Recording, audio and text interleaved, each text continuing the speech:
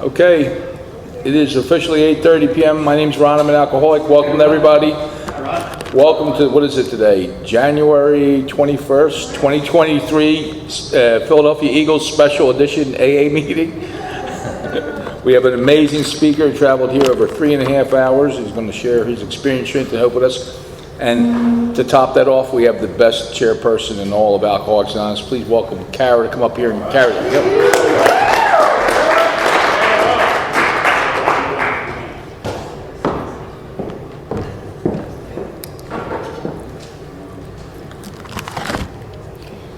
Hello everybody, my name is Kara and I am an alcoholic. Hello.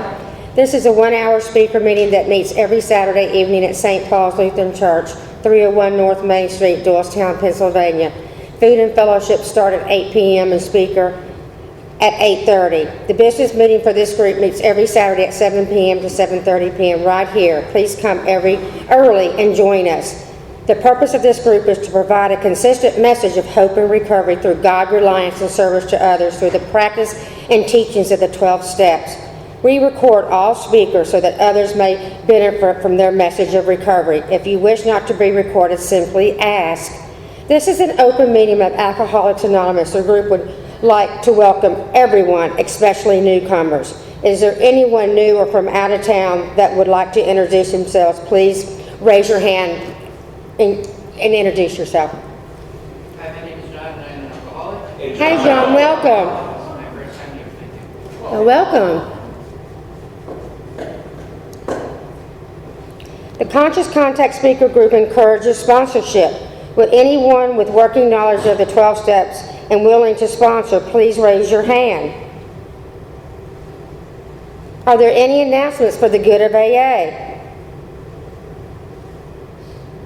Our sister group is a big book study meeting that meets every Thursday at 7:30 p.m. just up the street at Salem UCC Church, 186 East Court Street, Doylestown. Coffee is at 6:15. We have meeting lists and big books on easy terms. Please see me or any home group member after the meeting. If you cannot afford a big book, the Conscious Contact Speaker Group will give you one at no charge. Anyone willing to make donations for the purpose of big books and CDs to help those who can't afford them can put donations in the jar on the table marked Big Book and CD donations. All CD donations are available free of charge.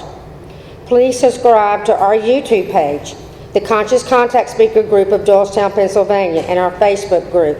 Subscribe and share. You can find our speakers there. Join our Facebook page to keep informed and share upcoming events and meetings. Now I'd like to ask Steve to come up and read the AA preamble. Woohoo!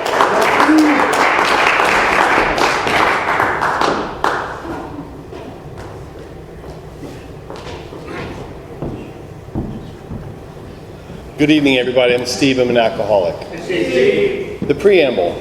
Alcoholics Anonymous is a fellowship of men and women who share their experience, strength, and hope with each other, that they may solve their common problem and help others to recover from alcoholism.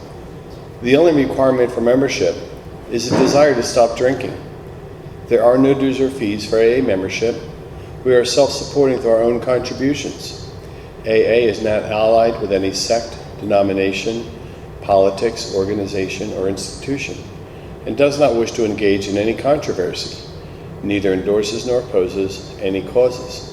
Our primary purpose is to stay sober and to help other alcoholics achieve sobriety. I have asked, who's next? Michelle, to come up and read the 12 steps.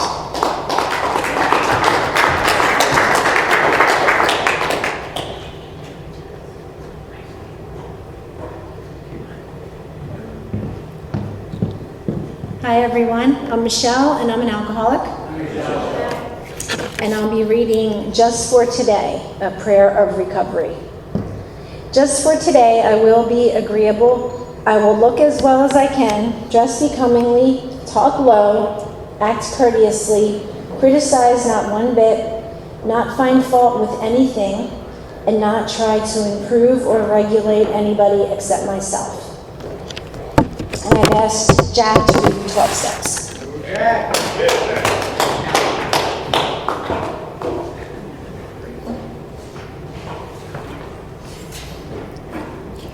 Hello everyone, I'm Jack, I'm an alcoholic. These are the 12 steps. Step 1, we admit it, we are powerless over alcohol and our lives have become unmanageable. 2, came to believe that a power greater than ourselves could restore us to sanity. 3, made a decision to turn our will and our lives over to the care of God as we understood Him. 4, made a searching and fearless moral inventory of ourselves. 5, admitted to God, to ourselves, and to another human being the exact nature of our wrongs. 6, we're entirely ready to have God remove all these defects of character. 7, humbly asked Him to remove our shortcomings. 8, made a list of all persons we had harmed and became willing to make amends to them all. 9, made direct amends to such people whenever possible, except when to do so would injure them or others. 10, continued to take personal inventory, and when we were wrong, promptly admitted it. 11, sought through prayer and meditation to improve our conscious contact with God as we understood Him, praying only for the knowledge of His will for us and the power to carry that out.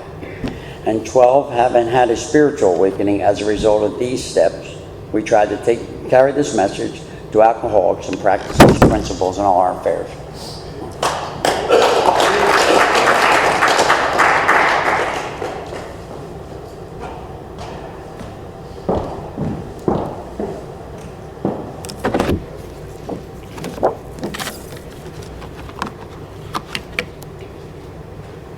The seventh tradition states every AA group ought to be fully self-supporting, declining outside contributions.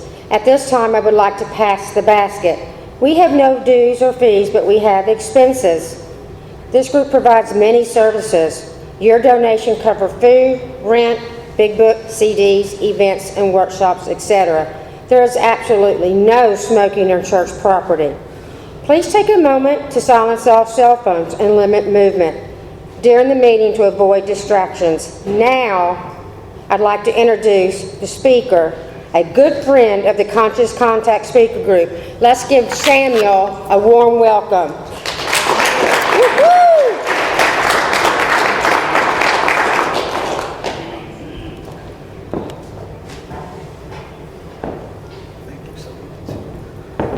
Hello friends, my name is Samuel and I am an alcoholic. We're sparse in number tonight because I understand the local high school is having a big football game or something. It's homecoming. But that's okay because I was taught, and our big book teaches us, that whenever there's two or more of us gathered together, God will be with us. So, my name is Samuel. I am an alcoholic, and when I say that, you already know a lot about me, but I'm going to tell you a little bit more in the next couple of minutes. My sobriety date is November 7th, 2010. I have a home group. The home group meets at the Methodist Church in Muncy, Pennsylvania on Wednesday night at 7 o'clock. And we are very cleverly called the Wednesday night group.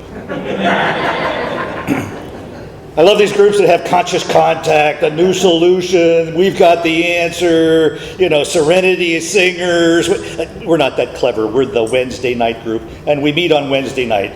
So if you're up visiting one of your relatives at Muncy State Prison on Wednesday night, cruise on by the Methodist Church and join us for the meeting, will you? I have a sponsor, and he knows he's my sponsor, and he's not real impressed with me. And I have had the privilege of guiding a number of guys through the steps. I did a lot of that in person before the pandemic hit. And then through the miracle of Zoom, I was able to even guide people through the steps that I've never met in person. Well, some of them I've met after we went through the steps later. So the message is strong, and we are supposed to carry the message by whatever medium we can use, because there's people out there dying all the time, and we're the ones that can save them. So if you're new here, I would like to cordially welcome you to Alcoholics Anonymous. If no one has welcomed you here, I want to welcome you here, because this saved my life. There's just no other way to say it. I'm drinking from the saucer, for my cup runneth over. And we're going to come back to that. I was born in 1950, and which makes me 69. I'm old. I'm a baby boomer. I was born in the early 50s in a small town just this side of Altoona, Pennsylvania, called Bellwood. And there is no trauma associated with my being raised in that. I hear people's stories when they're growing up about how terrible their childhood was, and it was not that for me. That's not my story. We can't point at something and say, oh, that's why I'm an alcoholic. My father married my mother when he came home from World War II, and they remained married until my father's death. My mother was a stay-at-home mom until all the kids were gone, and then she taught elementary school. In that little town, there was a tremendous amount of freedom for youngsters. We thought we had a lot of freedom, and we did. We could jump on our bicycles, go in the woods, build tree forts, play baseball, jump in the creek, go swimming, go fishing, all of those things, that we just took for granted. But in that small town in America in the 1950s, everyone knew everyone. And so, yes, we had all this freedom, but if any of us stepped out of line and the adults saw that, any adult, not just your parents, it wasn't unusual to get a knock upside the head, sent home, and then by the time you got home, mother already knew because there was the telephone call. Not everyone had telephones back then, but we did because my father worked for the telephone company. So that worked out well. Not only did we have a telephone, it was a private line. For those of you that don't understand what I'm talking about, there was something called party lines back then. And so there was more than one house connected to the same phone line. So we would get home after the infraction of whatever it was and get disciplined. And then when Dad got home from work, we got disciplined again. Notice I use the word discipline, not abused. Now, that doesn't mean that my father didn't use corporal punishment. Oh, he did. And growing up, I got a lot of lickings. But here's the thing that I learned. I deserved every one of them. And that's because of this program, going through the steps and taking the opportunity, using the big book and a guide to look at my life. Now they have fancy names for everything, right? And so, the psychologist would say that I had obstinate defiant disorder. I was a brat. I didn't want to do what you told me to do. Here I am in this perfect little middle-class family growing up in small-town America in the 1950s. This is like, Leave It to Beaver, Father Knows Best world. The black and white stuff that you see on TV that you think is a bunch of hooey. No, that was my life. Okay, so here I am. I'm sitting at the dinner table. There's my dad, there's my mom, there's my brother, there's my sister, there's me, in this perfect little world, right? And I don't belong there. I don't know where I belong, but it's not there. So much so that one time I stole my brother's Boy Scout backpack, packed it up, and took off. I was done. I was out of there. I don't know where I was going, but I wasn't going back. And they found me at 2 o'clock in the morning at a sportsman's club asleep on the picnic table. I wasn't going back. Obstinate, defiant, disorder, my butt. I was a brat. By the way, I got a licking for that too. Well deserved, putting my parents through all that concern. The railroad went right through town and they thought maybe I had gone down and tried to get on a train. That's a whole nother story and we don't have time for that tonight. Because that did happen. My brother and I used to do that. But anyway, so in early puberty, when I was 12, we moved from that small town, black and white, Father Knows Best, Leave It to Beaver world, and moved to this huge city because my father got a promotion. Huge city named Williamsport, Pennsylvania, population 46,000. You know, when I get to share my story in major metropolitan areas, they always laugh when I say that, because I was sharing in Queens, where my son lives, a few years ago, and the guy said to me after the meeting, "Do you realize there's that many people in your son's apartment building?" I said, it was a huge city to me, because you see, not everyone knew my parents. And it was a different world. Not everyone was the same faith. Not everyone was the same race. Not everyone lived in that leave it to Beaver, Father knows best world that was in the little town that I grew up in. And I could move around with anonymity. Didn't learn that word till I got here, but now I know what it is. People didn't know me. And so if I was discovering some things that young men like to discover when they're 12, you know, like cigarettes, and there were these things with skirts, and they were kind of fun to play with. And so all of that led me to be able to do things that I wouldn't normally have been able to do and get away with in small town. There was an electronics store in town, and I had a keen interest in electronics. And so I went and I asked that guy if I could work for him and he would teach me some electronics. And he agreed. And he did teach me some electronics, which served me well later on. But he taught me things other than electronics too. Evil, vile, disgusting things that no 36-year-old man had any business teaching a 12-year-old boy. And I voluntarily returned regularly for a period of 3 years and suffered that molestation. And why did I do that? For a few reasons. First of all, he had cigarettes and he had booze with which he supplied me liberally.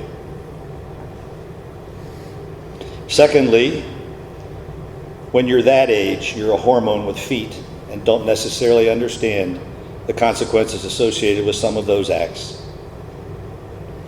And lastly, it was a secret from my goody two-shoes parents. You see, when I tell you that I'm an alcoholic, some of my sponsees refer to me as an alcosaurus, because there's not really much drugs in my story, other than a little experience in Vietnam, and I'll get to that in just a minute. But booze was the big tent for me. And so when I look around the room here, some of you might have some drug issues in your story. I think I spot an amateur chemist or two in here, as a matter of fact. My drug problem was different than yours, because you see, I got drugged to Sunday school, I got drugged to church, I got drugged to Wednesday night prayer meeting, I got drugged to Thursday night choir practice. My parents gave me a firm faith background in one of the mainstream Protestant religions in America. So I knew who God was, and I knew the difference between right and wrong, but I wanted to do it my way. When I got 16, I got my driver's license. I sort of extricated myself from that situation that I was in, and graduated from high school. I was a mediocre student because, well, I was lazy. I didn't want to do the work. That obstinate, defiant disorder, right? So maybe they never said this about you, but they used to tell my parents this a lot. He's not working up to his potential.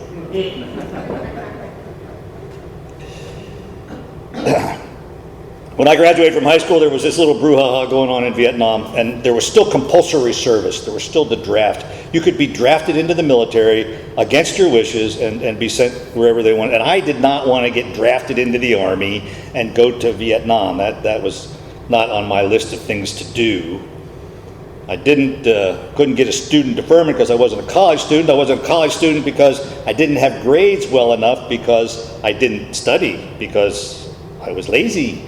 And my parents didn't have the money to send me to college just to stay out of that. But I wasn't going to go to Canada, which was what some of the guys did at that time. But I had a better idea so that I wouldn't get drafted in the Army and go to Vietnam. I enlisted in the Navy. And the Navy gave me a bunch of special high-intensity training. You think about it, it'll come to you. And after they gave me a bunch of that, they gave me an all-expense-paid trip to Southeast Asia. Yeah, my idea didn't work. I told you that drugs are not really part of my story, except during the Vietnam era. Then I did experiment a little bit with marijuana, but that was not the calling for me. It was so prevalent, but it was still so illegal. Being caught with a small amount of marijuana was still a felony. They would send you to jail for that. You could be drunk on your butt, operating $1 million pieces of equipment, and that was okay. But if you had a reefer in your pocket, you were going to Leavenworth, so it really didn't, besides it didn't do for me what booze did. And so now, as you're listening to my story tonight, you're going to see where my use of alcohol went up and down and up and down, but each time it went up, it went a little bit higher. And each time it went down, it didn't go down quite as low as before. So during that period when I was with that guy at the electronics store, there was drinking, but then when I was away from that, there wasn't much drinking. And then when I went in the Navy, they drink in the Navy. What do you do with a drunken sailor? What do you do? Yeah, that's right. So there was drinking there, and during the Vietnam era, there was a lot of drinking. Anyway, that was not a good gig. I was about ready to get out of the service. My die buddy Mikey was killed during that experience. And not from here to the back of this room away from me. And I was ready to get out of the service, and the career counselor got a hold of me, and he said, you've got some amazing test scores on these tests that you took when you came into the Navy, and you qualify for the Navy's College of Nuclear Engineering. I said, ooh, that sounds cool, sign me up. He said, well, there's additional obligated service required. I said, that's okay. See, maybe even then, I might have had some impulse control problems, So anyway, off I went to nuclear power school. Now, he told me, this career counselor told me, that this was a $100,000 education. Now, I don't know if that's true or not. Remember, this is early 1970s. You could go to any Ivy League school in America for $100,000, for crying out loud. But I can tell you this, it was hard, and if it was a $100,000 education, they crammed it up your butt a nickel at a time.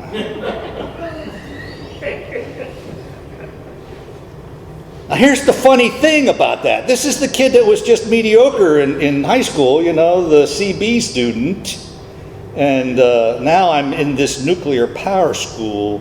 And then the military, the Navy has funny ideas about this. If they're sending you to school and paying you, they actually expect you to go to school and learn. It was hard. How do you get the equivalent of an undergraduate degree in reactor plant engineering in less than 2 years? Classes were 12 hours a day, 7 days a week. How much did I drink then? None. There wasn't time to drink, and I couldn't drink. And I excelled at that. This is the kid who was mediocre in high school. Now I excelled at reactor plant engineering. Because now I was focused, I was disciplined, and my career took off like a rocket ship after that. We're doing submarines, we're doing amazing things during the Cold War, and one of the places we pulled in, they have some very unusual customs, and they speak a very strange dialect, and this place is called Pascagoula, Mississippi. And yeah, it's a real place, it's not just a song about a squirrel. And so we're there, and one day my roommate said, hey, I'm going to church social, do you want to go? Now remember, I was raised in the church, and all this time I was still pretty regular going to church. I'm not saying every Sunday, but a couple times, and flipping a $5 in the plate, thinking because I think God's keeping track somehow. He's got a bean counter up there. There's good beans and there's bad beans. So you got to go to church every once in a while, flip a $5 in the plate to kind of get some good beans, right? That's how warped my perception was of this awesome Almighty God that I've come to know. going to a church social, you want to go? I said, nah, I don't feel like going. He said, we're roller skating. I said, I'm in. Because at the time I liked roller skating. I was doing a lot of it. And so we went to the church social, and it was kind of like a blind date thing. He had me set up with his date's friend, and I didn't care much for her because she looked like she was 12, and she didn't care much for me because, well, she thought I was a show-off. Can you imagine that? And man, oh man. So where was this going to go? Well, a month later we were engaged.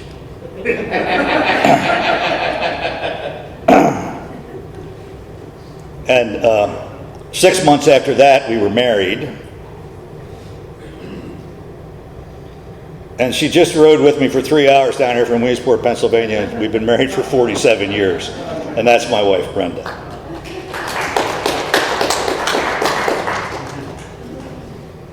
So, everything's perfect.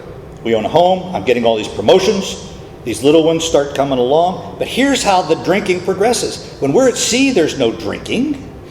There's just, because we're doing port stuff. But when we come back into port, we make up for it. So, come back into port, I come home, I see Brenda for a little bit, we talk a little bit. And then, I'm out at the officers club with the same guys I was at sea with all this time drinking, It's just, what's up with that? And these little ones start coming along. And one day I'm out in the driveway, got the charcoal grill on, I got some dead animal on the grill, and I got the house, and I got the kids, and I got the wife, and I know what Bill means when he says in our book, I had arrived. I had it all. And the drinking just kept getting worse when I was in port, and the career was just going crazy. I kept getting all these promotions, and everything was perfect, and our oldest son got diagnosed with leukemia. Now, you talk about putting a damper on your perfect little life. We had to go through all of that. So they did chemotherapy and radiation therapy, and they got Scott into remission. And then we got another promotion. And we thought things were going well, and then he had a relapse. Now here's the funny thing about leukemia. It's much more difficult to get that disease back into remission after a relapse. Does that sound familiar to anybody here? Boy, it's tough to catch lightning in the bottle twice, isn't it? So the only thing I can leave you with is, don't relapse. The number one cause of relapses, get out your notebook and write this down because this is really important. Here's the number one cause of relapse in our program. Crappy sobriety. I cleaned that up. Isn't it the truth? If I'm grateful, if I'm living the program, if I'm doing the program, then I'm not restless, irritable, and discontented, am I? After the relapse, we got Scott back into remission the second time. Thought everything was going to be okay. Then he had another relapse, and they said the only choice now would be a bone marrow transplant. In the meantime, our youngest had been born, who was a perfect match for a bone marrow transplant. None of the other families had been a match. And so off they go. Who's they? Brenda, the children, and Brenda's mother. We're stationed on the East Coast, so they take these little circular hops all the way across the country on these little Air Force planes to get to Seattle, where they're going to do this bone marrow transplant. So they do the bone marrow transplant. You notice who's missing from this equation? I don't go because I am preparing for this killer exam that's important for my next professional achievement in the Navy. I'm thinking in this misogynistic way that I'm the husband, I go to work, I make the money, I give you all the money, I'm done. And so that's the amount of moral support that I'm providing to Brenda and the rest of the children. So they do the bone marrow transplant. I finish this little thing that I'm doing, and I go out there. I'm out there with him for a little bit, able to do some blood transfusions and all that in Seattle. We actually get him out of the hospital for a little bit. I come back. They're doing some follow-up, and the leukemia comes back. And And they tell Brenda, you might as well take him home. There's nothing else we can do. He'll last about a month. And brought him home. And 30 days to the day, our son Scott died. It was Sunday, May 8th. Now, for those of you that like to crunch numbers a little bit, that would be the second Sunday in May. That's Mother's Day. Mother's Day has never been quite the same around our house. I told you I had this former religious upbringing, that I knew right from wrong, that I attended church, even as an adult. Going to church, flipping a fiver in the plate, singing in the choir, drunk, sober, or hungover, but I'm singing in the choir. Because I got to get all these good beans counted to offset all the bad beans. And any relationship that I thought that I might have had with God at that point was severed. How dare this God, this punishing God, kill my son to punish me? That's where I am in my selfish self-centeredness. It's all about me. What kind of moral support am I providing to my wife or my parents who've lost their grandchild or my other children? I don't know how to grieve, but I do know how to drink, and I do know how to work. And so I throw myself into that. And that is how I coped. Not good coping skills.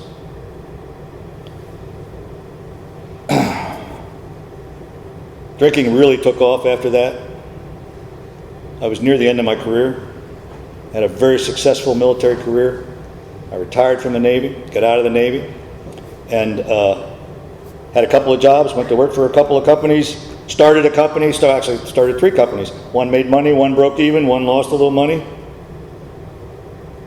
And then I landed the ideal job. I was the regional engineer for the Northeast United States. I had from Maine to Virginia, from the Atlantic to the Mississippi. They paid me an obscene salary. They paid me royalties on all my patents. They paid me commissions on my sales, and I had an unlimited expense account that I was expected to entertain. The kids were grown by this time, so I was leaving on Sunday night or Monday morning, depending on where I was going. Got back Friday night or Saturday morning, depending on where I'd been. Different hotel every night. Entertaining, you know. I'm drinking top shelf now. You talk about the perfect job for a budding alcoholic. Different hotel every night. Sometimes I don't even remember what city I'm in when I wake up. You know, man, oh man. Thank goodness for daytimers and all this stuff that was written down, you know. American Express bill comes, $2,000, $3,000, $4,000 a month. I don't care. I'm not paying it. And then the company changed hands, and it wasn't long after the company changed hands that the new owner figured out he could probably, just maybe, run his company without my engineering expertise and my unlimited expense account. I got fired. For the first time in my life, I had actually failed at something. So that's okay. I know how to start businesses. I can do that. I've already done it in the past. I'll start a couple businesses. You know, it's hard enough doing that when you're semi-sober, because now there's no one holding me back. And so, you know, the consequences, the guy lost the job. Well, there's other consequences. You know, my brother and I were celebrating, oh man, a taste test on a product that we had just done. I'm coming home. I'm driving a Bronco 2. Lovely vehicle to be in the woods for those of you that are hunters. Real sharp turning radius, just absolute perfect. The problem with that short turning radius is they had a tendency to roll over. Well, I'm here to tell you that they roll over and over and over and over. I had to have plastic surgery because there was this much of my scalp missing, you know, the size of a silver dollar, you know. And I told the judge, I said, look, it wasn't the .22, it was the Bronco 2. That didn't fly. Oh my. My brother got sober about 2 years before I did, and I'm going to tell you the perfect 12-step call. He said, hey, I want to meet you for lunch, like something important I got to talk to you about. I said, okay, I'll meet you at the Shamrock. Now you can just guess by the name what kind of place that is, right? I know they serve food there because I've seen it on my American Express bill. I've probably even eaten some. I'm not sure, but I know I bought a lot. I said, I'll meet you at the Shamrock at noon. And he said, okay. And so I got there, like 20 after 11, so I could slam 3 doubles before he got there, so I quit shaking so bad, And I drank doubles, well, because you can't fit a triple in a Collins glass. And so I met him there, and he said, look, I love you. And it's just, I'm going to say this one time, and then I will never, ever, I promise you, never, ever say anything about it again. He said, you have the same problem I have. You have the same disease that I have. And when you're ready to quit drinking, call me. And true to his word, my brother never mentioned my drinking again. Now, I'm out in the garage drinking all the time. It's round the clock now. I had discovered the miracle of the morning drink, not to get drunk, just to make the shakes go away. I mean, just so I could try to function, just so I could hold a pencil in my hand. And that awful situation that we're in that alcoholic grips, that there seems to be no way out. We can't imagine life with alcohol, or we can't imagine life without alcohol. That's what our big book tells us, and I know that. And the cocktails in the Collins glass, I'm an officer and a gentleman. I drink cocktails. I don't swill booze like the rest of you yahoos. Yeah, a Cape Codder or a Sea Breeze, doesn't that sound refreshing? You get the Collins glass and you put some ice in there, and you put a little jigger of vodka, and you put the cranberry juice in there, and you squeeze the lime in there, and you put the swizzle stick in there. Oh, doesn't that sound refreshing? And here's what happens. I'm getting low on ice, that's okay. And I'm out of limes. I never liked those damn things anyway. Swizzle sticks, I got a finger. Don't ask me where it's been, but I got a finger. Right? And I'm getting low on the cranberry juice, so I put a splash in there just for color, right? And this is really good vodka, it's Kamchatka or Banker's Club or, that I'm buying a half gallon every day, and the reason I'm buying a half gallon every day is because they don't make it in gallons. And my Collins, I know it's a drink because the red plastic cup Solo says on the bottom. Solo means one, and that's my Collins glass. And I'm out in the garage, and I'm drinking myself to death. And Brenda's in the house. Somehow it's better in the garage. I don't know why I think it's better in the garage. I got stuff hidden all over the place, right? And Brenda's in the house crying because the man that she loves, the man that she married, is out in the garage killing himself one drink at a time, and there's nothing she can do about it. She just can't. There's no appeal, And our book tells us, Dr. Silkworth so masterfully uses the words, frothy emotional appeal seldom suffices. And so I'm pouring myself a cocktail, right? We already talked about that. It's the red plastic cup, and it's the Kamchatka vodka, and I am shaking so bad. I'm not talking about hands shaking. I'm talking whole body shaking, like a dog pooping peach pits, that kind of shaking, And I'm trying to get the vodka into the plastic cup, and I'm shaking so bad that it's running down my fingers, and I can't get it in there. I know I got to get it in there because I got to get that first little sip. It comes back up. That's okay. Do that 4 or 5 times till you get that in there, and I can't get the vodka into the cup. And then I said the prayer that everyone in this room has said. You might not have said these exact words, but if you're an alcoholic of the hopeless variety, you said these words at some point, and I said them. I said, God, I can't do this anymore. And I called my brother and I said, John, I can't do this anymore. And he said, do you know how long I've been praying for this call? I'm coming to get you. And he took me to my first Alcoholics Anonymous meeting, and my life began that day. And that first meeting, I'm detoxing. If there's anybody here detoxing, let's talk about that, because that could be dangerous, but we didn't know any better. And so everything they're saying in the room sounds like the adults in a Charlie Brown cartoon. The guy with the sick trombone? Man, oh man. My brother said, here's your sponsor. Now, you already know me. I'm the short-haired conservative military guy, and he introduces me to this long-haired, dope-smoking, draft-dodging hippie freak. I mean, he even had a ponytail, Man, what's this guy going to teach me? A lot, if I'm willing to listen. And he did, and we started through the steps. And so, something amazing happened when we're working step 3. Now, I'm at my desk, which is in my office, which used to be one of the boys' bedrooms. The youngest one, who was the donor for the bone marrow. That used to be his bedroom when he lived in the house. I used to own an office building on Main Street in town because I was a big shot and had to have an office building.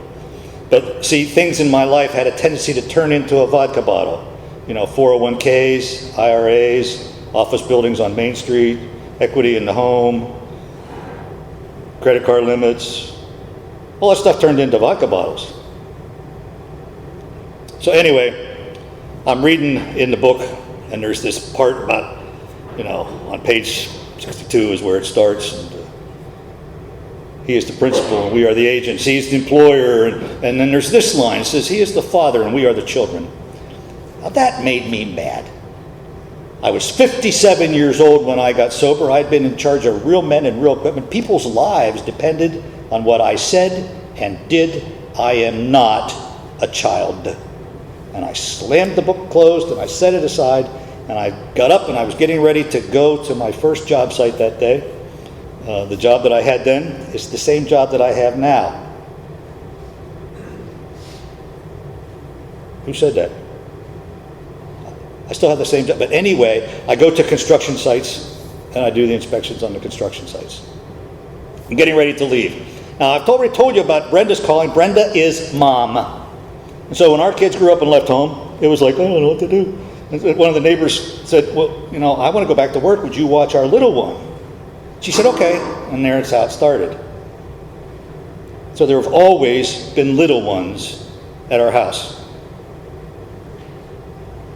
When I first started Social Security, I'm still tripping over tricycles and stepping on Legos at my house because there's still little ones at my house. The whole corner of the family room is still a mat and all the little cubbies with all the little toys and puzzles. So I'm getting ready to leave and go to work, and the little one is coming in, this particular little one. And he's that, 3 maybe, I don't know. Anyway, his shirt proudly proclaims, my name is No-No. I said, Brenda, that's the funniest thing I've ever seen. We have to get one of those for our grandson. Now, if you haven't been around toddlers for a while, let me explain to you what this is. He's over there sticking the paperclip into the electrical outlet. You're screaming, no, no. He's getting ready to step off the curb into traffic. No, no. You're jerking back, sticking the cat's tail in the blender. No, no. No wonder the child thinks his name is No-No, right? So I get in the vehicle, I'm on my way to the first job site, and I get to thinking about this because I'm really a brilliant guy. I got to think about everything, right? I can't turn the brain off. When you're new in sobriety, you can't turn the brain off. I mean, the committee's holding a meeting whether you want it to or not. So I'm thinking about this. Okay, why does the father tell that child no, no? Is it just because he's some mean, vindictive jerk? No, I think not. Or is he so insecure in his own masculinity that he has to laud his authority over a toddler? I think not. He tells that child no, no, because he loves him. And I used to say it occurred to me, but I know better now. It was then revealed to me that my Heavenly Father had been telling me no, no for a long time because He loved me. And I started to tear up. I said I wasn't going to tear up tonight. I started to tear up, and I teared up so much that it was becoming difficult to see. And I said, man, I got to. So I pulled off the side of the road, and I no sooner pulled off the side of the road than it wasn't tearing up anymore. I was bawling. I mean, I was just sobbing and sobbing. I'm sobbing like a schoolgirl with her first broken heart. It's uncontrollable sobs, and waves came over me of love and forgiveness and understanding that, there are evil people in the world and they do evil things to children, and that's not on me, and I'm not responsible for that. And in war people die, and I'm not responsible for that. And in war people see traumatic things, and I'm not responsible for that. And there are diseases in this world that kill people, even children, and I'm not responsible for that. How much does God love me? That's beyond the scope of an Alcoholics Anonymous presentation. But if you want to know how I know how much God loves me, I will be glad to share that wonderful message with you after this meeting individually. And I reached in the glove box where we all keep that special collection of fast food napkins and got those out, and I'm blowing my nose and I'm wiping. And I don't know how long I was beside the road sobbing until the sobbing finally subsided. Wipe myself off and start to pull back on the road to go to the first job site. And I no sooner start heading towards the job site and the tears come back, and I pull off the road again, and now I'm sobbing again, and the napkins are gone as I'm using the shirt. And I then realized that I was not supposed to go to work that day. I was being called to do something else. And I turned the vehicle around and I went home.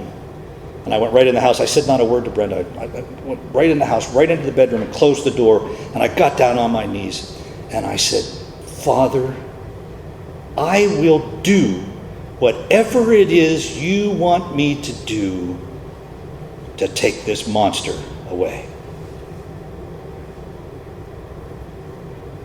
Now, I don't know about you, ladies and gentlemen, but there's a lot of monsters in my closet. I've shared 3 of them with you here tonight. You know, we talked about that child, my name is No. And that very same child who was so angry at his father for being punished for some infraction, something that he did that he knew he wasn't supposed to do, and so now he's angry because he's having to suffer the consequences, being sent to his room, or, losing his driver's license, or having to spend the weekend in rehab, or, I'm sorry, that's something else, isn't it? So angry with his father for being told no. That same child, that night, when there's a monster in his closet, what does he do? He jumps out of bed and runs into his father's arms, where he knows he is safe and loved. The 10th step promises tells me that we will be placed in a position of neutrality, safe and protected. And I knew then that when there was a monster in my closet, all I had to do was run into my Heavenly Father's arms, where I knew I would be safe and protected. I spent the rest of that day studying, not reading, studying the big book and the other big book, the big book, and firmly established a relationship with my Creator. When I said that prayer at the foot of the bed, that's not the exact words in the 3rd step prayer, is it? But oh my, isn't that the essence? I will do whatever it is you want me to do to take this monster away. And after the 3rd step prayer, it tells us the words are not that important. It's the meaning that's important. That's what the big book tells me. And before the 3rd step prayer, there's all these promises. And oh, they're so wonderful. And the promises conclude with this little phrase that we always skip over. We were reborn. You can go home and look it up. I hope you do go home and look it up. I was introduced as Samuel. And is that because I'm some pompous, pretentious person? Well, that might be, but that's not why I refer to myself as Samuel. You see, that day, Sam died. I refer to myself as Samuel to remind myself that I've been given the opportunity to live 2 lives in the same lifetime. That's the miracle of Alcoholics Anonymous. If I get a guide to guide me through these steps, it says, having had a spiritual awakening as the result of these steps. Who doesn't want to sign up for that? When we read how it works, it says, our stories disclose in a general way what we used to be like. what happened and what it's like now. And you know, that's a pretty good formula for sharing my story. And I'm 2/3 of the way through that formula at this point where I'm talking to you. But more importantly than that, on page 29 of my big book, it says, our stories tell in our own words and from our own point of view how we developed a relationship with God. That's what's in the story. So here's what I've learned in Alcoholics Anonymous as a result of coming here. The highest pay grade I can achieve is servant. I came in here a big shot. Just ask me, I'll tell you. And as a result of working through the steps, I've risen all the way up through the ranks to servant. I started my talk off by saying, I'm drinking from the saucer, for my cup runneth over. And that's the truth. And if your blessing cup is a little low, or maybe even completely empty, please let me share some of my blessings with you. If you haven't found a sponsor yet to guide you through the book, I beg of you to do that. I have cards in my pocket that have my cell number on them. Anybody that wants one of those after the meeting, I will be glad to give that to you. And if you call, I will answer. And if I don't answer, I will call you back.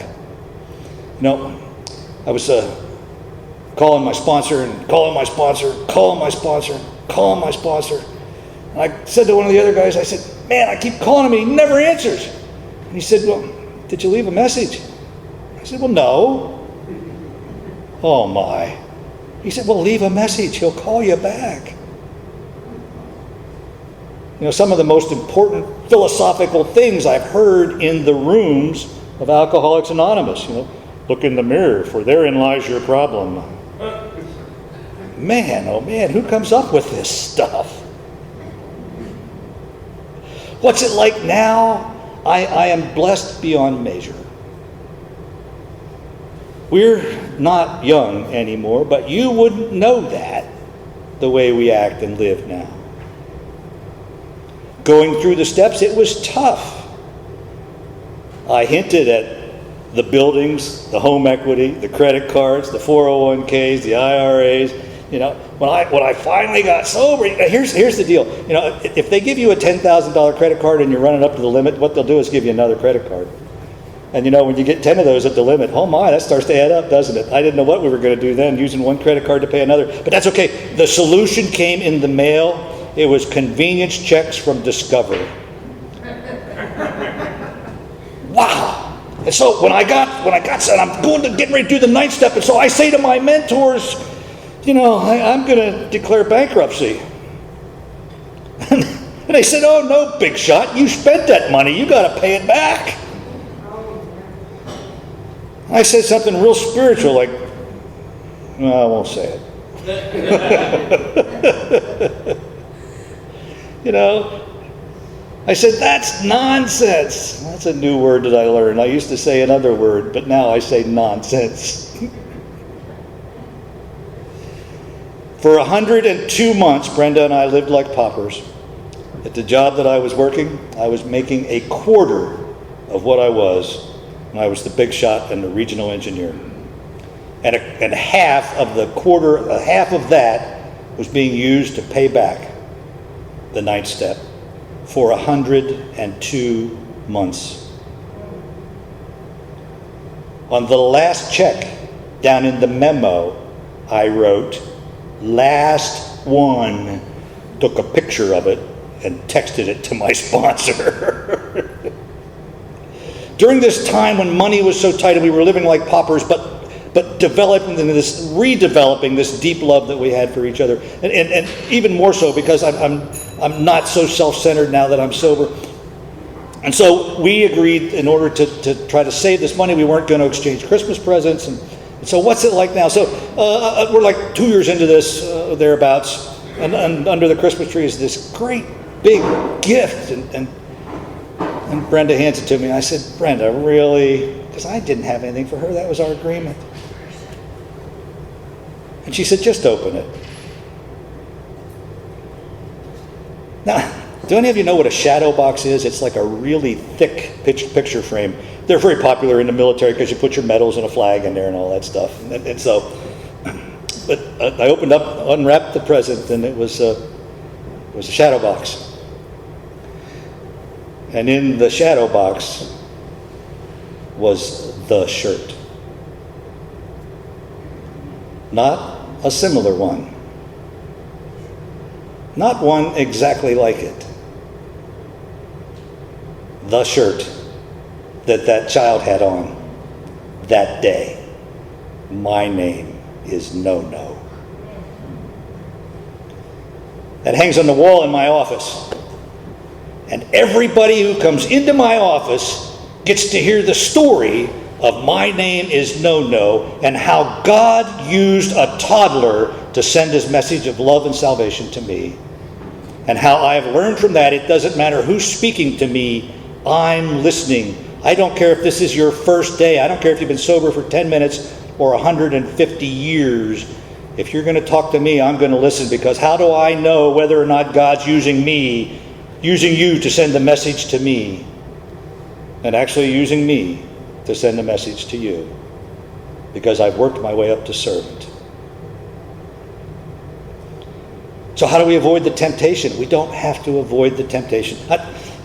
Can't go where they're serving drinks. Well, shortly after I was sober, I told you my sobriety date's November 7th. I was an officer at the VFW, and the fourth week of November, they have the annual turkey raffle. You pay $1 to get in. It's all the beer you can drink, and all the food you can eat. But then we run around and we raffle these turkeys, and it's a primary fundraiser.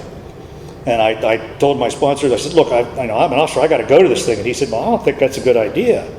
I mean, I don't know what his problem was. I'd been sober like 9 days, holy moly. And he said, well, I just don't think you should do that. I said, well, the book tells me that I can go anywhere. And he played real dumb. He said, oh, really? I didn't know that. Where does it say that? Oh, man, sponsors can be so. And so I'm going to find that. What a way to force you to read the book again, right? And so I'm going through there because I'm going to find where it says I can go anywhere. And so then I found it, and I said, it says right here that, provided we're on Fitzgerald, we can go anywhere and do anything. And he said, what page is that on? And I said, it's on page 101. And he said, what page are we on? And I said, 12.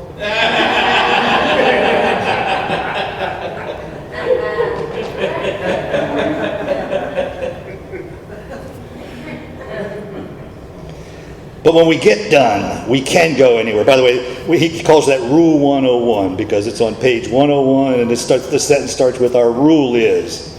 And so, it's not the temptation. I'm reminded of the story of a little boy who's saving up for a baseball mitt. He really wants a baseball mitt. He's saving his allowance. He's turning into soda cans to get money for the soda cans. But he's really having trouble, and so he's going to ask God to help him. And so that night in his prayers, his mom's standing over him, and he gets down and he says, and please don't let the ice cream truck come. Is that where you are with your sobriety? Don't let the ice cream truck come? Or have you gone to where you no longer have the alcoholic thinking? You're reaching out and helping others. When I'm in the room, I'm always watching the door to see the new guy coming in, because that's what we're here for, to help the new guy that's coming in. I can get really off track on that. I could be over with my buddies. We can talk about toy trains, which is another addiction. Be talking about classic cars.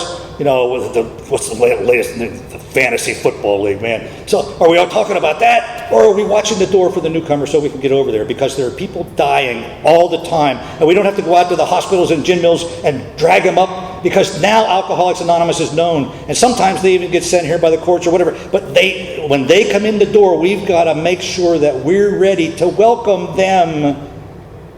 I don't remember anything that was said my first night, but I remember how I felt. I felt welcome and loved, and they were so kind to me, even the pretty ladies, and I didn't smell and look like I do tonight when I got there. Believe me, I think I could communicate with a series of grunts and clicks.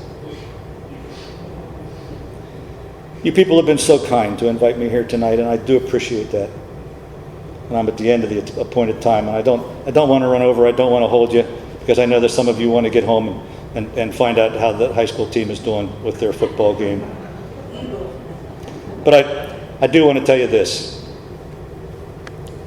I truly mean it when I tell you that I'm drinking from the saucer, for my cup runneth over. And if there's anything I can ever do to help you, please call me. I will be glad to do that. My name is Samuel, and I am an alcoholic.